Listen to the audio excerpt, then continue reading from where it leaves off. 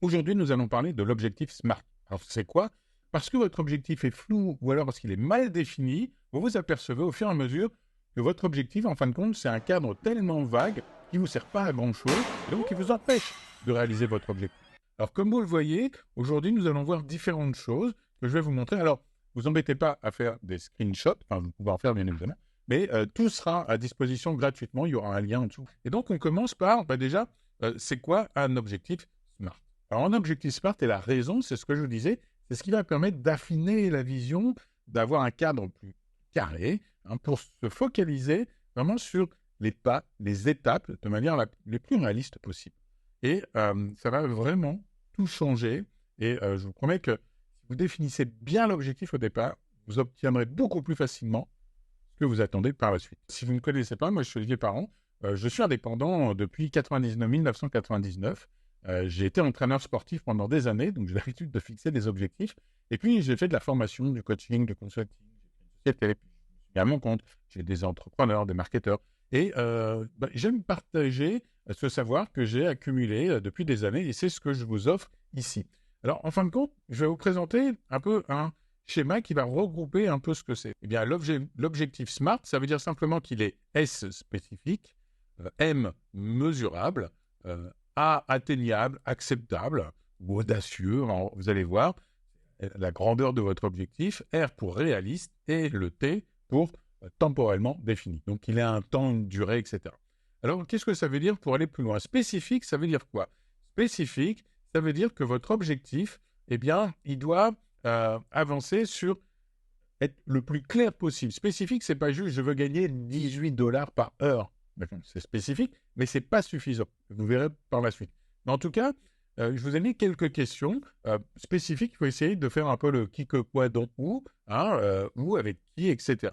Donc, qui est impliqué, accomplir quoi concrètement, faire comment quelqu'un, par exemple, de l'extérieur va pouvoir se rendre compte si oui ou non c'est accompli, et pas juste moi en me disant c'est bon, mais comment un observateur neutre extérieur pourrait s'en apercevoir. Et donc, plus il sera spécifique, on va travailler sur un exemple juste après, plus ça va vous permettre d'avancer sur cet objectif.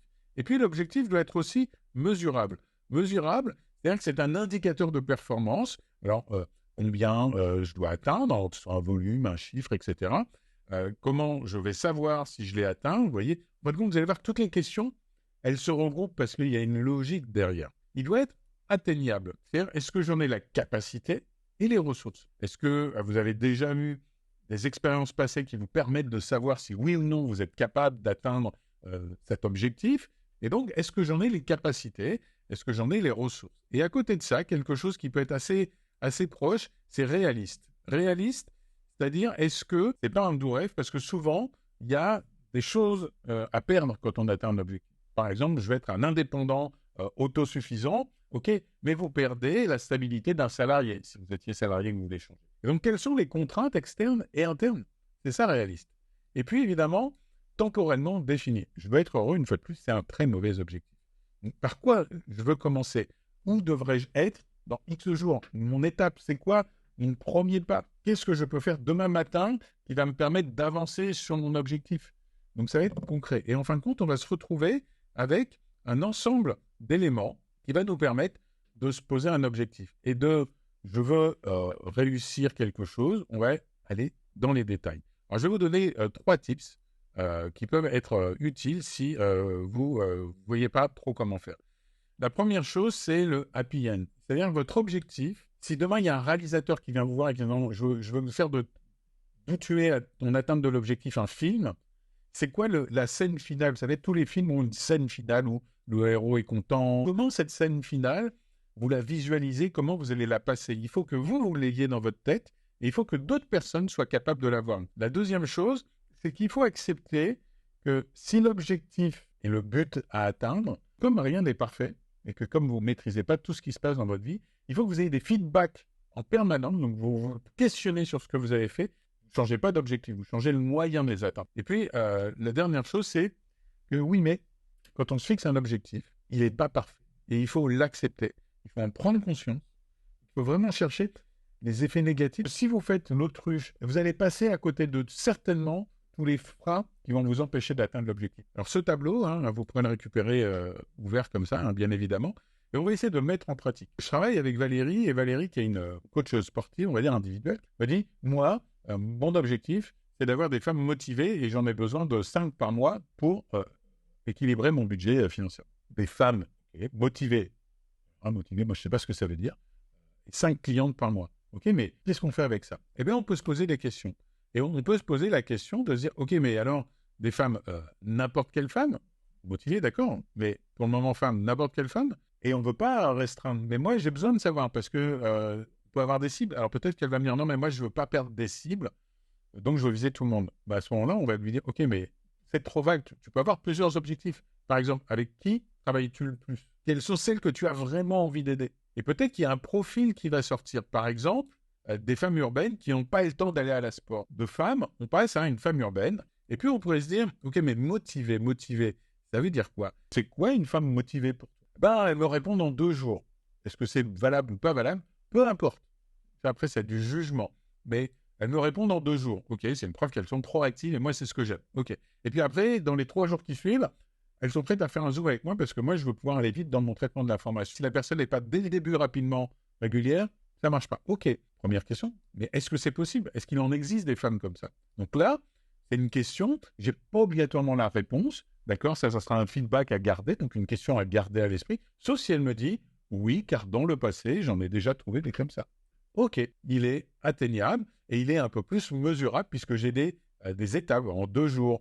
Donc, je vais pouvoir avoir des étapes particulières. Maintenant, il reste un élément qui, moi, me gêne 5 clients par mois. Comment peux-tu maîtriser le fait d'avoir des clients? Ça se ferait depuis bien longtemps. Je ne suis pas à la place des gens, je ne peux pas les forcer à signer. Alors, comment tu peux le rendre contrôlable? Je ne peux pas savoir qui signe. Par contre, je sais que je peux compter le nombre de prospects que je contacte par jour. Et je sais, par expérience, que pour avoir un client, j'ai besoin de contacter 10 prospects.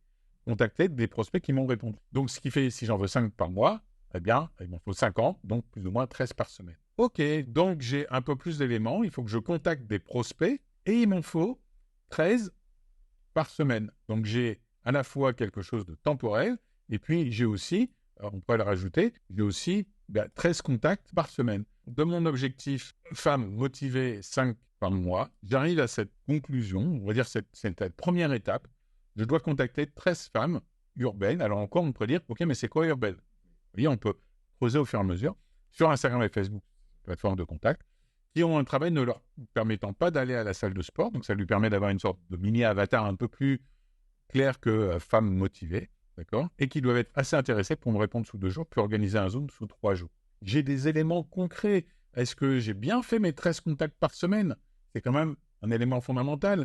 Est-ce qu'elle m'a répondu? Donc, j'ai des critères pour savoir. Et évidemment, peut-être que les critères ne seront pas bons. Peut-être que je vais me dire, 13, ça ne suffit pas. Et donc là, je vous ai mis, on ne va pas tous les lire, mais je vous ai mis quelques exemples pour différentes typologies de personnes. Par exemple, pour un coach, publier 2 articles de blog par mois pendant 4 mois pour augmenter la visibilité et l'autorité dans le domaine du coaching. Alors après, on va pouvoir aller plus loin en disant, OK, comment on va savoir que ton article a augmenté ta visibilité et ton autorité dans le domaine du coaching? Pour aller plus loin, je vous ai fait une petite fiche qui vous permet d'avoir un ensemble de questions où est-ce que l'objectif que vous êtes fixé, par exemple, on prend l'objectif d'avant, est-ce que l'objectif est clairement indiqué et peut être compris par presque tout le monde? Est-ce que c'est oui, ok, pas ok, ça veut dire oui, mais bon, oui, mais, et puis pas ok, non, en fin de compte, ça, c'est pas clair du tout. Et donc, comment je peux changer ça? Et vous avez des questions comme ça, qui est qu'une fois que vous avez défini votre objectif SMART, qu'on voit par exemple ici, eh bien, vous allez pouvoir tout simplement le passer dans cette grille d'analyse pour aller vers quelque chose de beaucoup plus précis. Voilà. J'espère que cette vidéo vous a permis d'avoir un peu plus d'éléments.